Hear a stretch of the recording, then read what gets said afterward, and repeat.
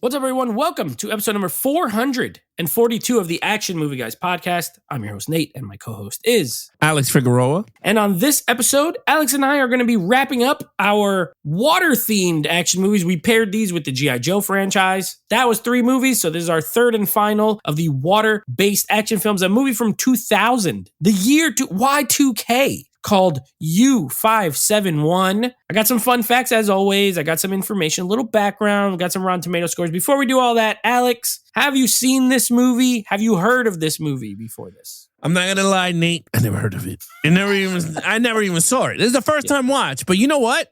I can't wait to talk about it because I feel like due to the podcast, palette of watching movies have been changing throughout the years that we've been doing the podcast. So we'll talk about it, and I'll explain why once we start breaking down this movie. Yes. Okay. I'm excited then. I'm very much looking forward to hearing about that. Now, this is again, I have never seen this movie. This was the first time watch for me as well, but I know of it mostly because it's a Universal movie, and this used to have, so at Universal Studios here in Orlando, there used to be a ride called Earthquake. It was based on the 70s movie Earthquake, but there was a pre-show segment where Universal showed like how they made a lot of movie effects with disaster movies or whatever. With Earthquake, they also had clips from U571 because this came out in 2000. So this would have been like when I was a teenager. So for a while, they would have like they had like a little submarine model. They had all this stuff. That was pretty much my exposure to it. So I'd never seen it, but I knew it existed. Now, this is directed by Jonathan Mostow, who has done one movie that I love, and then a couple other movies that I've seen. Before this, the movie he did right before this was a 1997 movie, which is the one I love, with Kurt Russell called Breakdown, where his wife goes missing and he's a trucker. Well, no, he's not a trucker. There's truckers. His wife goes missing. He has to try to find her. It's a thriller. Very good movie. The movie he did directly after this is a movie we already covered here, Terminator 3, Rise of the Machines. So he directed Terminator 3. And then the last one is a movie we haven't done yet, but I feel like we might, which is a sci-fi film with Bruce Willis called Surrogates. So those are kind of his 4, movies that came out that had big releases. Everything else is kind of like either low key or I never even heard of it. So have you seen it? I know you've seen Terminator. Have you seen Breakdown? Have you seen Surrogate? I never heard of Breakdown. I seen Surrogate. I remember Surrogate because I remember that was like a big movie. Wasn't that they were promoting it big? Is that the one that I don't want to spoil Bruce it. Willis, it's like not clones, like robots. That they put themselves in a machine, and then they're different from what they look surrogate. like. You're like a robot that goes out or whatever. I don't know. Yeah. It was like there was a message to it. I remember there was like a big message to like people to like the independent of like AI or their opinions and stuff. Yeah, kind of remember that. Yeah, I have this movie on Blu-ray. Yes, I have that. Yes, I've seen that movie. Yeah, we're definitely gonna add it at some point, maybe in like Sci-Fi Month or something like that. I don't remember as much, but yeah, I remember enjoying it for what it was. It's got Ving Rhames with dreadlocks, so we gotta watch. And his wife was like mad ugly, and then she was like hot. She's all decrepit, but her surrogate version is like very beautiful. Yeah, and he got pissed. Yeah, I remember. Yeah. Okay, so he directed these movies. Now a Breakdown you gotta watch, by the way. You'll love it. It's a 90s movie. It's Kurt Russell. It's great. This movie came out 2000. It was a success. It did well. It also was nominated for a couple of Academy Awards. It won for Best Sound Editing. This also, one of our boys was a screenwriter on this, David Ayer, one of the writers for U571. Crazy good cast. Actually, you got Matthew McConaughey, you got Bill Paxton, Harvey Keitel, John Bon Jovi is in this. Yeah, but he's there.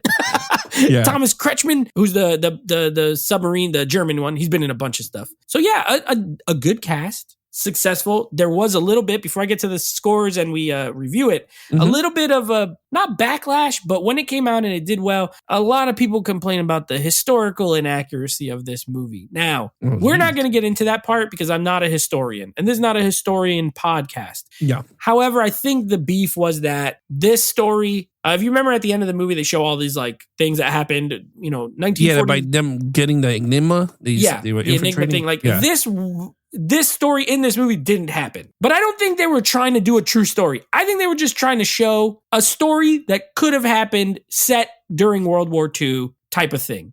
So I think the complaints are, to me, I think it's silly because there's plenty of movies that are based in World War II that are fiction, right? Like it doesn't have to be. You could use World War II as a setting, and I don't think this never claimed to be a true story. Accurate. Yeah, so never said. There was a little bit of that, backlash, but whatever. Let me give you some scores. I would say they're decent, not amazing.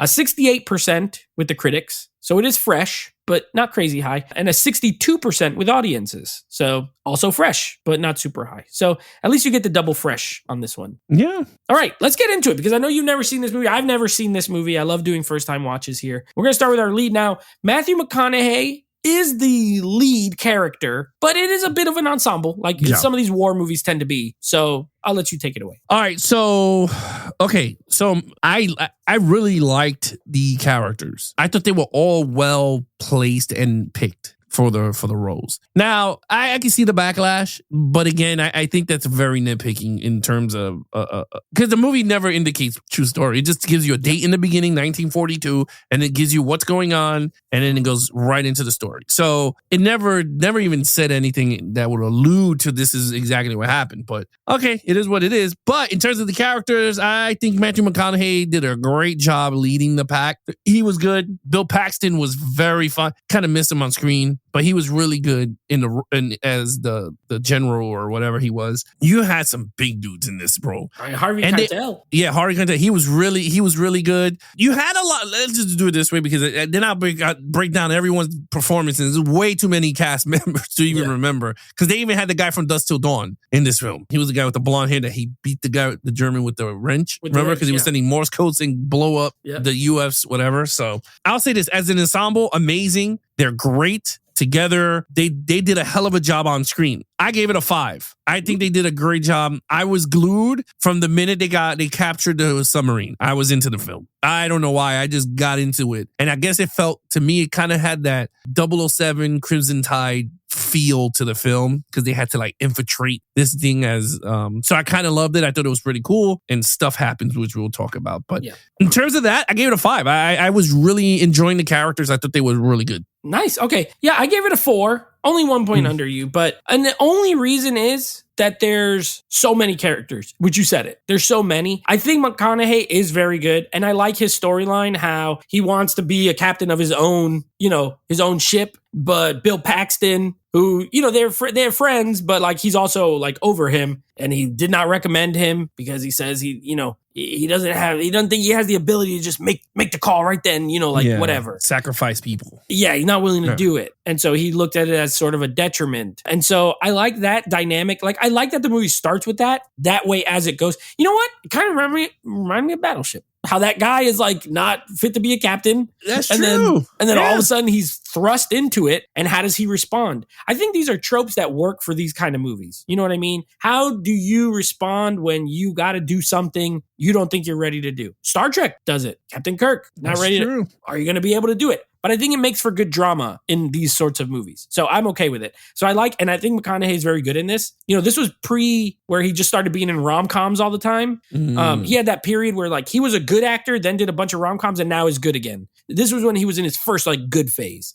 Bill Paxton, I agree with you. I wish he was in it more, but his death, it's important to the story, so it's fine. But I love Bill Paxton all the time. Harvey Keitel, it's great to see him because he's playing like a side role. And he's like a lead actor. He's been a lead actor in a ton of movies. And he's like, you know what? I'll take the side, but he's good. He's older, but he's not in charge. You might think, oh, he's going to be the one that takes charge. Nope. McConaughey all the way. And I like all the guys like together. I like all the guys. They all have their roles. You got like the mechanic guys. You got the guy who speaks German, who is like nervous and never done nothing. You got to speak German. Funny. Yeah, so I like them. I just wish they focused. I wish McConaughey like was a little more, like they gave him a little more to chew on. Because there's a lot of scenes where he's just kind of quiet or just kind of, doing whatever. Not a bad performance. And maybe that's just me being greedy, but I gave it a 4. But I could see a 5 too. I think they're good characters. I don't really have a issue. And this style of movie, you got to remember the style of movie we're doing here. It's like a war film with like 20 characters in it. So, all right, villains. Now, obviously, the Nazis are a villain in the World War II, but in here, we have Thomas Kretschmann as the captain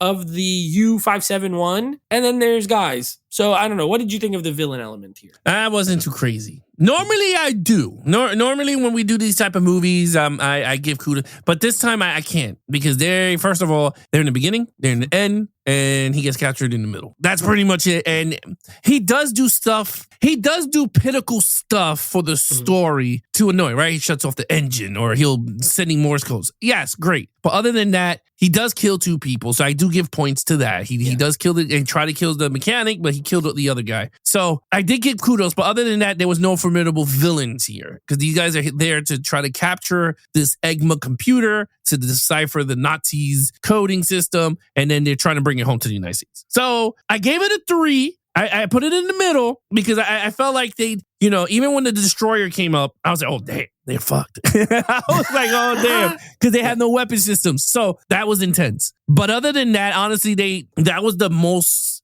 threat to the film was the destroyer because those dudes could have just destroyed. I mean, they could have did some serious damage. So, again, and that's where I gave most of my points to and the captain. But other than that, not formidable. So I gave it a 3. Yeah, we have the same score. Yeah, I gave it a 3 too. I love Thomas Kretschmann as an actor. He's great. Been in some Marvel movies, been in some war movies. Good actor, but he gets the points for me because, yeah, he does. He's like nonstop. Okay, he's tied up, right? Then he beats up that dude while he's tied up, takes the keys, gets it, kills the other guy, who, by the way, that guy was annoying when he was done. Shoot the plane! Shoot it! Yeah, he was panicking. Yeah. Yeah, he got what he deserved. Not really. He didn't deserve to die. But he, that's probably why he died, because he was annoying. So he kills that guy, and he causes a lot of havoc, even after he's like captured, like doing the Morse code, telling them where they are. So I'll give him props. But other than that, the people who are in the beginning are just sort of like nameless, faceless soldiers, and the only other villain is a ship. Literally a big ship. Like, there's not like a guy on it that's like, has some big presence that's command. Nope. Yeah. It's the ship itself is the threat. What am I going to sit here and give a ship a 5? I can't do it. So yes, I gave it a 3 as well. I think it's good enough for the story, but I don't think it is the story. You know what I mean? Like, it's not the most important part. This is more of a survival action thriller. The villains almost are secondary. Like, they're just there to get these guys into this situation that we need. You know what I mean? It's not us versus them. It is, but more grand, like big picture. So agree. Yeah. So I gave it a 3. You gave it a 3. All right. Action scenes. This movie has because this is a very tricky way to say action. Very tricky because we did a lot of war movies that is a lot of action, not so much action, not action at all.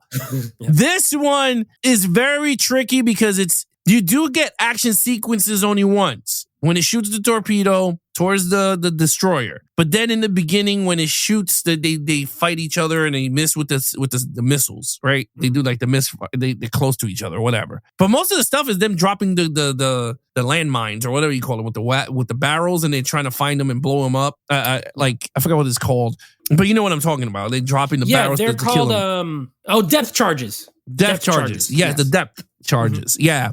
Like that's the most action you're gonna get here.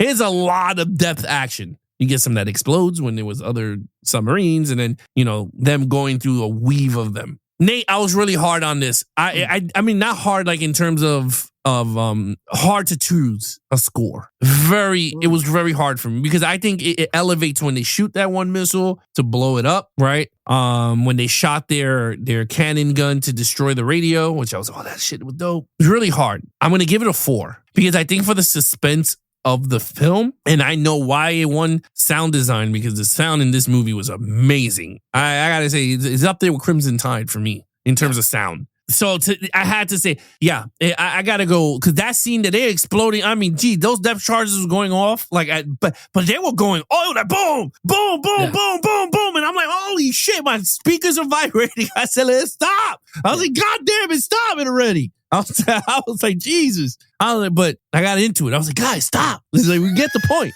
My roof is going to collapse. Yeah, my roof was like, the kids are going crazy because it's just explosions. But yeah, I gave it a 4. I thought for what it was, I think they did a great job. So I gave it a 4 too. I mean, I think you forgot one though that's pretty good. One? The scene where Bill Paxton dies when they're boarding the ship with the machine guns. The surprise attack. Oh, Jesus. And they're shooting machine guns in the thing. Yeah. And that scene was a lot of fun.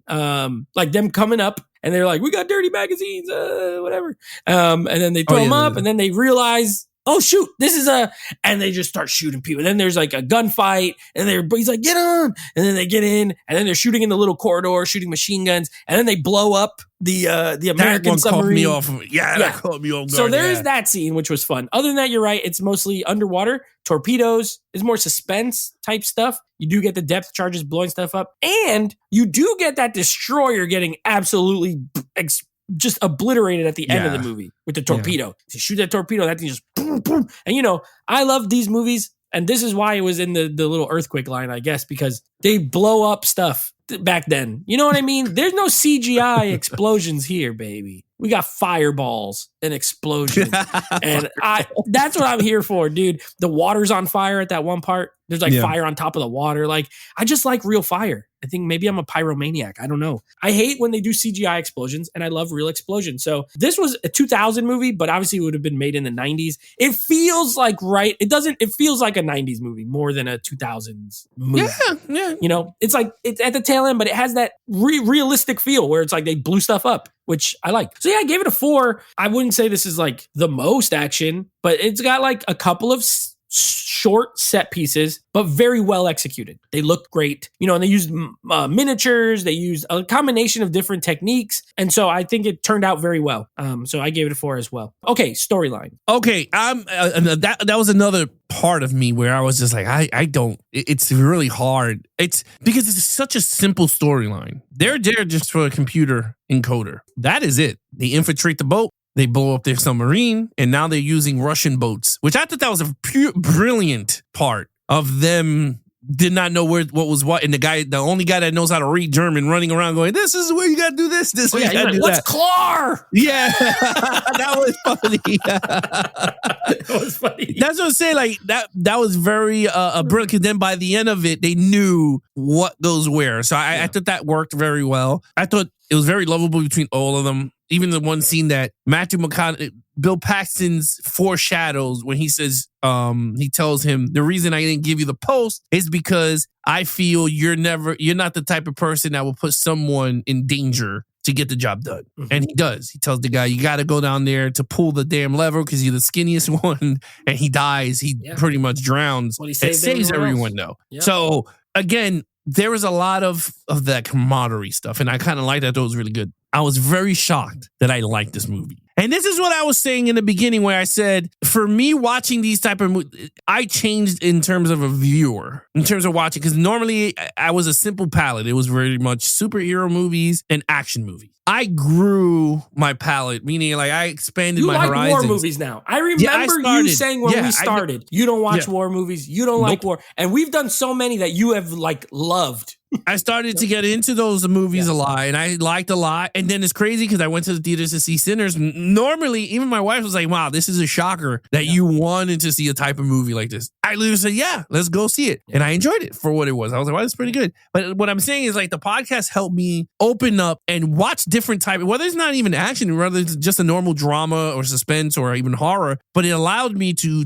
open up and enjoy some stuff that I never knew that I would enjoy, but now I do. This movie I liked a lot. And it's weird because no one talks about this movie. Nobody. Nate, I never, besides you bringing this shit up for this podcast, I never heard people go, U571 is one of the greatest submarine. No, never, ever. And it reminded me of a Jack Ryan movie from the Harrison Ford era, the Clear Present Danger. When it comes to sub movies, you pretty much hear 3. Crimson Tide. Crimson Tide, Hunt for Red October, Das Boot. Those are like the 3. Don Periscope. The comedy.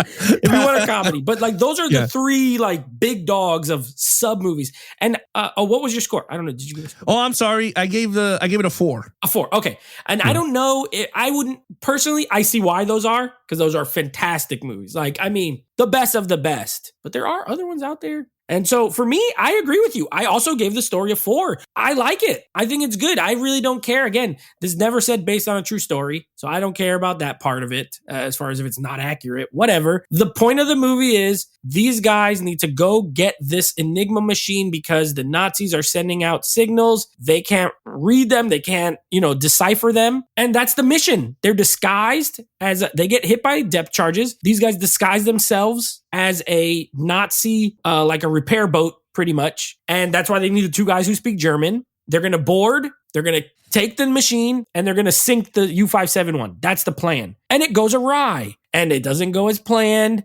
And then they have to basically commandeer this boat and now survive in this German sub. And I like it. The only thing that kept it from a 5 for me, beside the ending, I don't love, like they're on the little lifeboat and then a plane flies over and then it's over. Like, okay, Sure. and then they give you text. No. I'm okay with text, but I would rather just have seen maybe like a little montage of like them being able to do certain things. That would have been cooler to me. But other than that, I think it's very solid. Is it on the level of... No, it's not as good as Crimson Tide. It's not as good as Hunt for Red October. It's not as good as... Das Boot is... it's German, but it's super intense. This is not quite intense as that, but it's maybe like the next tier right down, which is nothing wrong with that. It's a very good movie. I liked it. So, yeah, I think the storyline's good. It's easy to follow. Sometimes these movies can get a little convoluted. That's not the case here. You know exactly what's going on all the time. And it's a survival movie. And who doesn't love a good, solid survival movie? If done well, they're a lot of fun. Especially, I think being underwater adds a little level of stress to it as well. Yeah. Because it could go bad. If that thing breaks all the way, they're drowning. They're dead. That's it. There's no escape. My favorite part is when they going down to test the boat, to test the submarine, and they got to take the hammer and test the pipe, and it busts. He was like, wrap it up or whatever. Get the patch, the patch. The German dude. I think it was German when they were. Like, the Germans were. Yeah.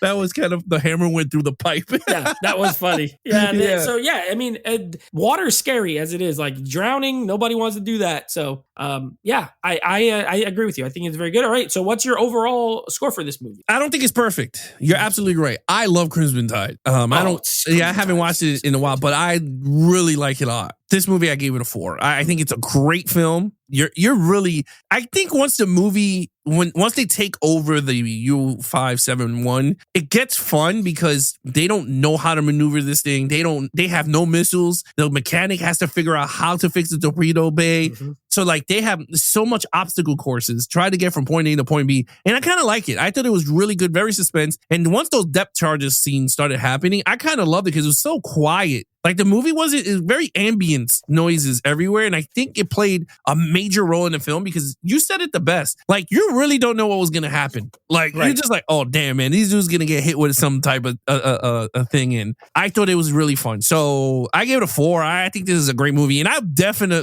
I purchased it because it was $4.99 digitally, but I think I can see myself buying this on 4K if they ever decide to, because I don't think they will. But if they do, I'll definitely, due to the sound, I think it would be amazing. But yeah, I gave it a 20. A 4. Yeah, I do have this on. I got the Blu-ray of it, and it was one that another one I bought it at the bookstore for $4 or $5 because I knew we were gonna do it here. So I just never really got around to watching. It was a success. Budget of $62 million, box office $127, and it's an Oscar winner. So Universal, it's a Universal movie. It could. I don't think it will either. Maybe Blu-ray might be the last format for it. I don't know. It looks great, by the way. Blu-ray looks great. I don't have any complaints. I'm glad I own it. It will. Whenever I watch a movie, whenever I watch a movie I've never seen, it either goes in the trade pile or it goes on the shelf. This one, I'm keeping. I like it. I would definitely watch this again. I could see myself doing a submarine movie marathon, and it would be a good one to put right in the middle. You don't start with it, and you don't finish with it. Start with a banger, you end with a banger, and this is a mild banger. Right? It's good. It's good. I gave it a 4 as well. Well, it's kind of funny, right? Because we did the other one with Harrison Ford's bad Russian accent with Liam Neeson. Oh, K-19. K-19 Widowmaker. And we're doing another submarine movie because we got Gerard Butler month. There's a movie called Hunter Killer, which is a submarine movie. Okay. But it's not as good. I don't remember it being as good as this one. I think Gary Oldman's in that too. We did K-19 Widowmaker. I will say this. This is a step up. U571 is a way step up from K-19 Widowmaker, which I did enjoy it a little bit. But me and you, our problems were the same, was that Harrison Ford just acted like Harrison Ford with a Russian accent. Liam Neeson and Harrison Ford, and they made Harrison Ford the Russian guy. Not Liam Neeson. Not Liam Neeson. Liam Neeson, at least he's European. Maybe he could do the accent better. I don't know. And that was Catherine Bigelow. So he's a great director. This movie's better. No, you're absolutely right. So we did that, right? We did K-19 Widowmaker. We did The Red Hunt for October, right? With Sean Connery and Alec Baldwin, right? Yep. Jack Ryan. Now we did U571. We did Crimson Tide. So we did 4 so far. Yeah. With Submarine. Well, we did Crimson Tide for the for YouTube. We haven't done it on Action Movie Guys yet. Oh. We did it for Tony Scott Director Month. So we might have to do it again. And K-19 we did for Catherine Bigelow Month, but I don't know if I'm gonna add that to the future schedule. Yeah. Yeah, but maybe we could fit it in one of those months with other submarines. Yeah. But the thing with Crimson Tide, and the only reason I never put it here was it's not super action oriented. Like it's just an underwater thriller, but it's so good. Like the dialogue and Denzel and Gene Hackman, it's like a power struggle between the two. So I don't know if we'll do. I mean, maybe we could. Though. I mean, we still did the one with we still did the movie with one explosion. So technically, we could do. Oh, Tequila Sunrise. Tequila Sunrise. That movie was good. Yeah, that's true. We could just do it and just say it doesn't have a lot of action, but the movie's great. Check it out anyway. Actually, we'll get a 1. Yeah, one explosion. Yeah, that's true. Yeah. So as far as submarine movie goes, I say this is definitely good. Very good. Yeah. I gave it a 4. What's your total points? 20. I can't really say it is 20 out of 25. All the people at home should thank me for making the schedule and picking these movies that I've never seen a good amount of them. So I use it as an excuse, but I know you haven't seen certain ones. I'm like, they should thank me because look, it's opened up your world. Like, you like war movies now. Yep. You love submarines. Everything. I love submarines, but still hate underwater fighting. I still hate underwater movies, but I like this one. I have a 19. Okay. Only because the leads I gave 1 point lower. Everything else we were on the same exact score. Very good movie. If you've never seen U571, I would stop short of calling it a hidden gem, but it's definitely underrated. I would say it's underrated. It could be a diamond in the rough. Yeah, it's definitely underrated. Yeah. All right, now time to announce the next theme. I'm very excited. I think this might lead to 4 of our better reviews. I'm not even going to lie, because I could see us going in different directions on a number of these movies. So it's going to be a lot of fun. First, our next franchise is going to be RoboCop. So we'll be doing the RoboCop Director's Cut, and then RoboCop 2, RoboCop 3, and then the RoboCop remake. Sometimes I include remakes in these. Sometimes I don't. In this case, I'm going to include the remake in this one. And then our other theme. Okay. The theme that we're pairing along with it. 4 movies. These are movies that are comic book films, okay, based on comic books, but are no sequels. One movie. One-offs. Now, there is one of these that's getting a reboot in the future. However, when I made this list a year ago, 2 years ago, whatever it was, so the movies are going to be one that I love that I know you don't like that much, so that's why I can't wait. We're going to be doing Scott Pilgrim vs. the World. We're going to be doing Constantine. We're going to be doing Spawn, a 90s. You never seen Spawn? Oh my God. I remembered it from everybody, but I never seen the movie. Oh, bro, I can't wait I might move Spawn. I might have to move that up. I might have to move that up. And then the other one is Bloodshot. Have you seen Bloodshot? With Vin Diesel. That's the Vin Diesel. Yeah, I've seen that. Okay, so you've seen 3 out of the 4. All right, I'm going to move Spawn up. So we're going to do, our episodes will be RoboCop, the original, and Spawn. Okay. So we'll move Scott Pilgrim down with RoboCop 3. I'm just going to swap their spots. So yes, and obviously I'll we'll send a reminder. But yes, next episodes, RoboCop, Spawn. I haven't seen Spawn since I was a kid. So, but I remember it. It like stuck in my mind that much. I just remember he had this cape. And it was all CGI, but it was like 90s. So it looks, I remember as a kid thinking, that looks horrible. What is going on? So I'm very interested to watch it with my adult eyes. And that's the one that's getting a reboot with Jamie Foxx. They've already started releasing some, like I saw a still on Instagram of the mask and everything. So we'll see how it turns out, but yep. All right. Well, with that said, you guys want to follow us in our social media accounts, please follow Nate over on Instagram at Netflix Reviews. Check out the podcast with him and his friends called Netflix Movie Reviews. Anything Action Movie Guys, head over to youtube.com/Action Movie Guys. Subscribe, leave comments on your favorite episode, and of course, you can take us on the go with the Action Movie Guys podcast, available on all podcast platforms. And of course, you can follow us, Geeks and Flicks, on Instagram and TikTok under Geeks, the letter N, Flicks. Other than that, he is your host, Nate from Netflix Reviews. I'm his co-host, Alex Figueroa. Be awesome to each other and geek out.